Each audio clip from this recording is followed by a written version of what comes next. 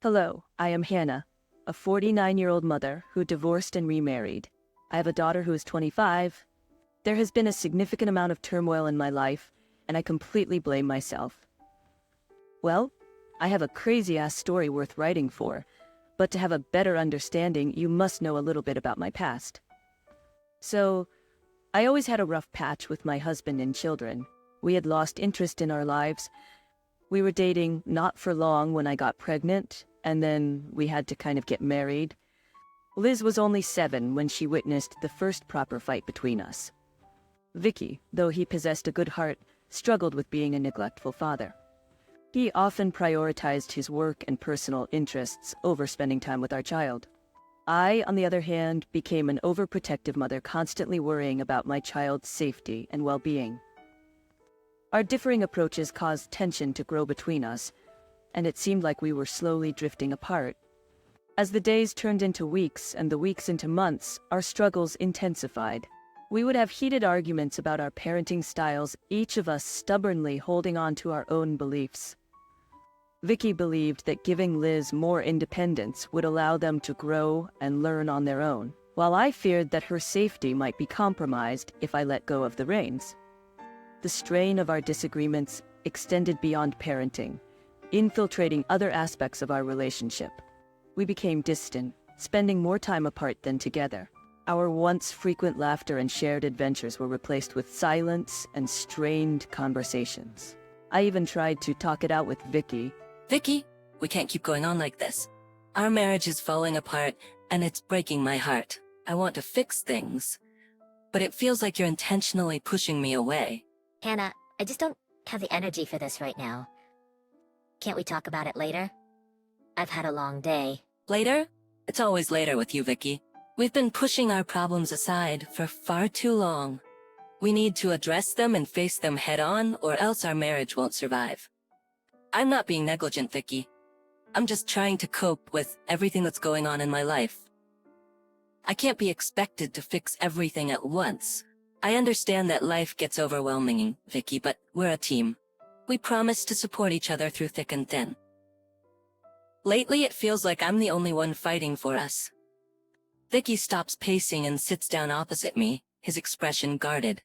Look, Hannah, I never wanted things to turn out this way, but I feel suffocated, trapped, and I need some space to figure things out on my own. Look, Hannah, I never wanted things to turn out this way, but I feel suffocated, trapped. I need some space to figure things out on my own. Space? Vicky, we're already drifting apart. How much more space do you need? We should be finding ways to bring us closer, not push each other away. I don't know what you want from me, Hannah. I'm doing the best I can under the circumstances. Can't you see that? I just want you to fight for us. I want you to show me that our love still matters to you. It's not just about the circumstances, it's about our commitment to each other. It would slowly extend and exaggerate to an actual fight.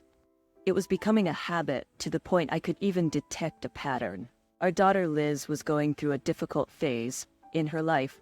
She had grown tired and indifferent towards our constant fighting.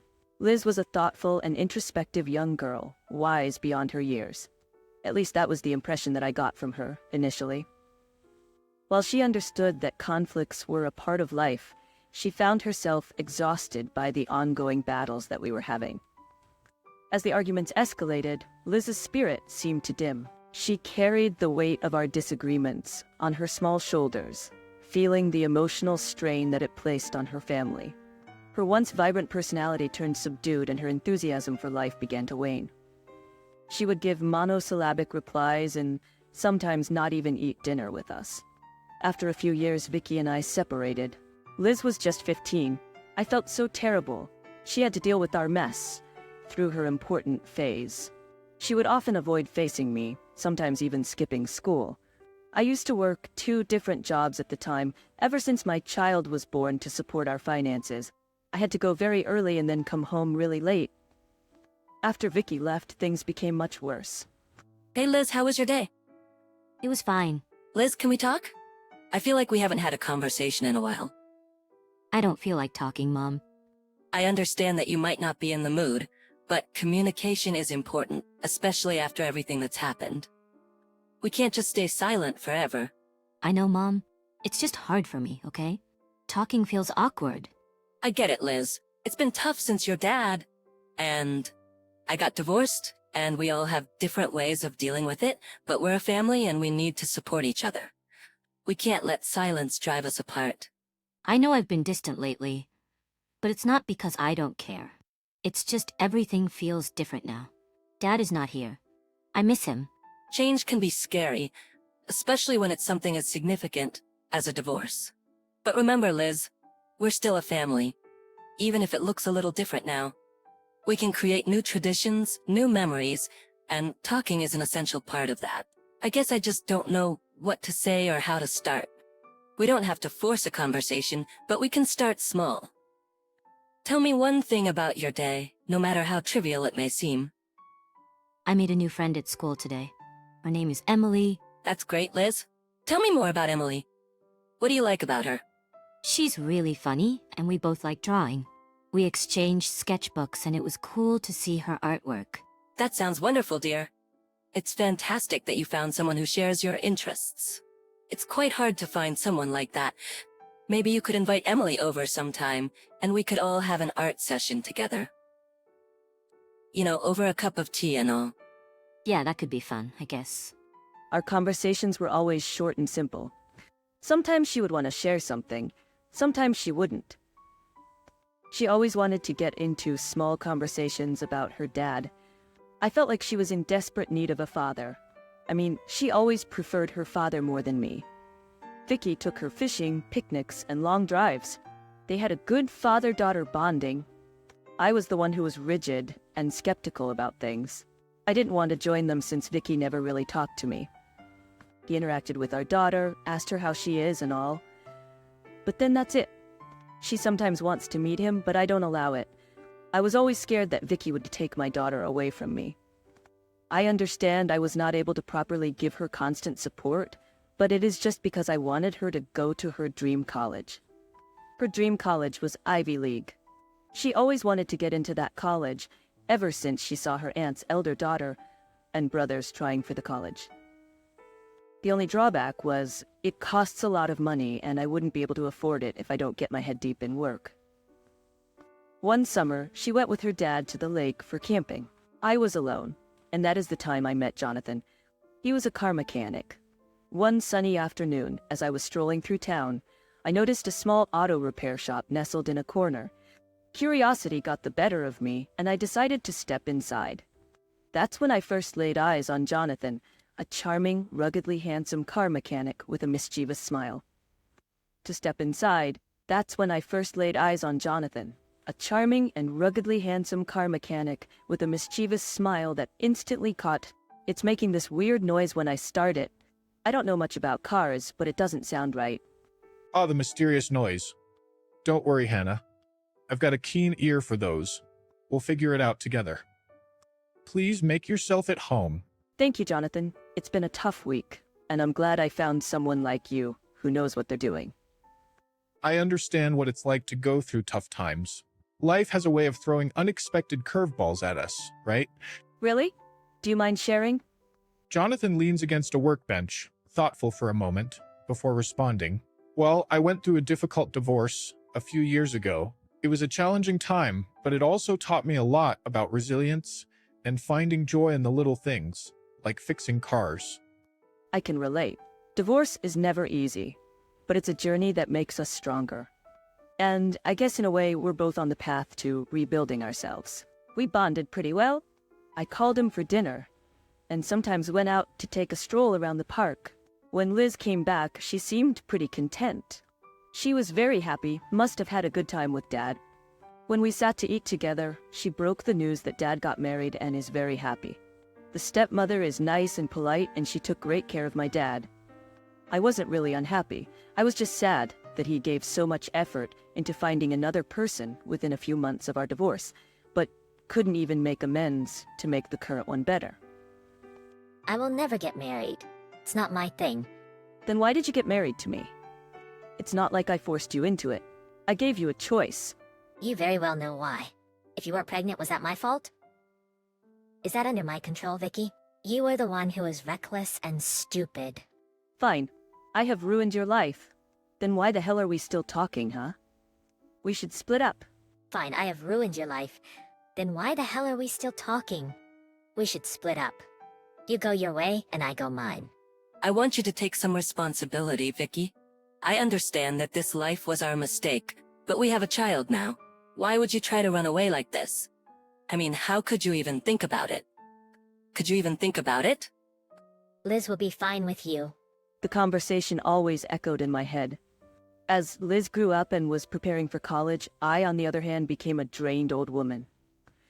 Jonathan would meet me in secret from time to time, but I was too scared to confess this to Liz. What if she reacts badly to this? It began gradually with Liz and I, including Jonathan, in our mother-daughter outings.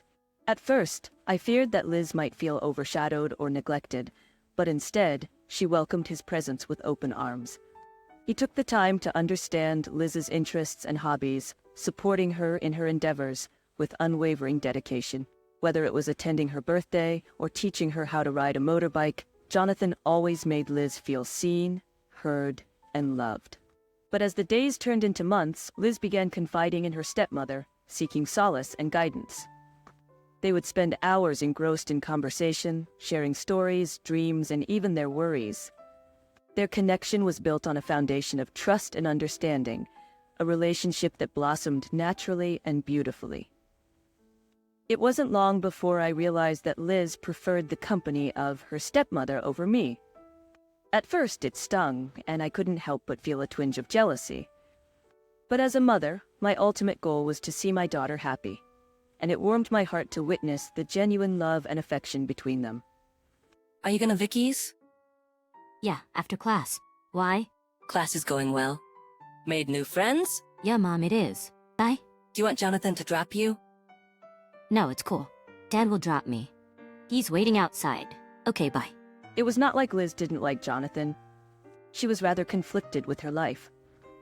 Her stepmom was probably a nice character, huh? I wouldn't know. I have never seen her. The shock came on me when ultimately she decided to move in with Vicky and his wife. I wanted to stop her, but I couldn't do it. I know many will think she was being ungrateful, because I was the one paying her bills for college. My body broke, my shoulders heavy with burden. I felt like I lost my flair for living because I was so hooked on working hard for her. I had to leave one job and even emailed Vicky that I can't go on like this. If he can contribute to her, that would be good. I have done my part of the bargain. Jonathan spoke. If he can contribute to her, that would be good. I have done my part of the bargain. Jonathan spoke of his son a lot. He said that he left after knowing that his mother left him when he was an infant. He probably has never seen his mother's face. Jonathan had burned all her pictures and thought that his son would come to terms with it. But he was misunderstood, and then his son left. Jonathan, is everything okay? You seem a bit off today. It's my son Ethan. He left home last week, and I can't help but feel like I've been played for a fool. What happened? Did something go wrong between you two? Jonathan sets down his tools and leans against the workbench, collecting his thoughts. We had always been so close, but lately he's been asking a lot of time about his mother, my ex-wife. She was very childish and loved being pampered. She loved me a lot, as she said, but when she got pregnant, she started suffering from postpartum depression and then became worse. One day, she suddenly left me without a word. Later on, I found out she had settled somewhere else. Ethan was just an infant. I took all his responsibilities myself. Has Ethan given you any reason to believe that he was manipulated? Jonathan's frustration started to seep into his voice. He's been acting differently, echoing his mother's words, questioning my decisions. Kept saying that I'm forcing him to not see his mother, and I am the villain in this relationship. I feel like I've lost my son. I reached out and gently placed a hand on Jonathan's arm, offering comfort. We stood by each other. We were each other's mental and emotional support. I have received a letter from Vicky saying that I should continue paying a bit, since he doesn't have his earnings strong. I said yes for the time being, but I don't have the energy to continue 2 jobs like that. A few years later, when I received a call from Liz, she announced to me that she was going to get married. She met this very handsome boy in college who was her senior, and they have been dating ever since. Only recently they decided to tie the knot. I was already hurt about the fact that Liz had completely disregarded me from her life, and now she suddenly informs me that she would be getting married. She said that I was not invited because her stepmother didn't want me to. Vicky might be hurt seeing me so. Jonathan was invited. I was speechless as ever. I was beyond hurt. I was numb. I'm sorry, Mom. This was her part of the discussion. I'm sorry, Mom. This was her part of the decision, and I would visit you with Ethan soon enough. Wait, did you say Ethan? Yes, my fiancé. His name is Ethan. Sorry, I forgot to mention that before. Wait, Liz. This Ethan person, are his parents gonna be there? Why do you care? Just tell me. Well, no. Ethan's parents are divorced. He doesn't acknowledge his dad and that he is still looking for his mother. I mean, he has never seen his mother and a lot of other things, but why are you asking me all of this? I became quiet with shock. If this was Ethan, Liz was making a mistake. I mean, it would be a funny scene, to be honest. I just kept quiet about it. I wanted to see how it ended up. He said he would go and pay a visit, but not talk to anyone else but Liz. I was stoked by the fact that my ex-husband's current wife is my current husband's ex-wife. Damn, that's some crazy mix-up. So technically, Liz and Ethan would be step-siblings. This would be a nightmare, and for some reason I couldn't contain my laughter. When the epic day arrived, I was in my room reading an article when I get a call from Liz again. She was crying profusely. Before the ceremony was about to begin, Jonathan awkwardly interrupted Liz to give his regards to her, but then Mindy recognized him and squealed before fainting into Vicky's arms. He was extremely furious about the whole scenario, and he confronted Mindy about everything later when she gained consciousness. Then Mindy and Jonathan had a ridiculous fight in front of all the guests, and when Vicky tried to intervene, Jonathan packed a few punches on him. The cops came quickly because one of the guests thought that things went out of hand. She kept hysterically shouting at Vicky about me, slurring names of the devil at me. Overall, the wedding became a total mess. He was extremely disgusted that we hid the secret from them, but it was me who could have mentioned it once Liz called. Did you know about this? I suspected so. And you didn't bother mentioning me?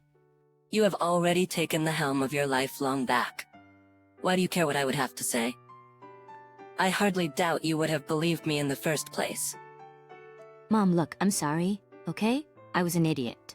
I should have stayed with you, and I was planning to. You're not invited here anymore, Liz. Jonathan and I would be moving to Texas soon. I would rather suggest that you and your father deal with things from now onwards. But Mom, Dad went all bankrupt, with all the preparations of the wedding turned into a disaster. But Mom, Dad went all bankrupt with all the preparations, and the ceremony turned into a disaster. There are still certain things left to be paid. We can't do this without you. Mom, please. I said I am sorry. I will try my best to repay you, I swear. I have made my decision, Liz. But what about all these years I paid for the bills, and your dad didn't contribute a single thing? You got to college because of me, and this was how you repaid me. You moved in with the person who cared less about you in the first place. He was doing all of these for you out of spite towards me. Do you get that, Liz? I'm sorry for being the mother you never deserved. Mom, please hear me out. I cut the call. I wasn't going to spend a single second with an ungrateful human being. She was Vicky's daughter, not mine anymore. I bailed Jonathan out from the cops, where I also met Vicky and the rest. Ethan was still in shock most of the time. Liz and Vicky kept insisting that I stay and contribute so that they could pay off the extra cash. I blocked all the words thrown at me.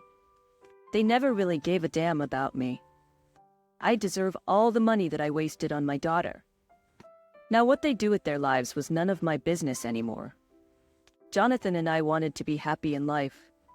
That's what we aimed for. Texas became our permanent home and happiness. Amidst the chaos and confusion, we found strength in our love and resilience as a family. We knew that we had a choice to make, to let this revelation tear us apart or to confront it head-on, and find a way to move forward together.